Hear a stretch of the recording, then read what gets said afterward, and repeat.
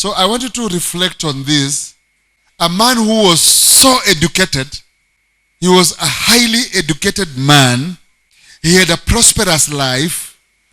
He was working for the Sanhedrin in the council of elders of Israel. And so if he was working for the council of elders in Israel, he was working for Caesar. So he's a man who had a good job. He was a teacher of the law. A man of very high standing, high education, high standing in the society. He stops everything that he is doing to go and testify of the gospel of the grace of God. But he's not doing it in peace, because he says chains and tribulations await him. He's being told, if you go to Jerusalem, any city you will step in, you will be arrested, put in prison, you will be beaten, you will be denied food, you will go naked. He is threatened. But he says, I am not afraid of what is going to happen to me.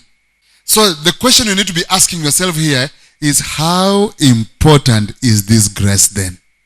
How important is this gospel of grace that a man who is highly successful in the society, a teacher of the law, a man who is so educated, will say, it doesn't matter what happens to me, whether I am beaten, whether I go naked, whether I go hungry, whether I go in jail, I am going to testify of the gospel of God's grace. What is this?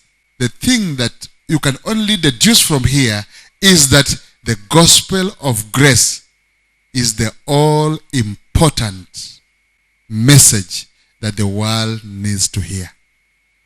And this, from verse 22 to 24, is a clear demonstration that the grace of God is the all-important message from God that all men need to hear.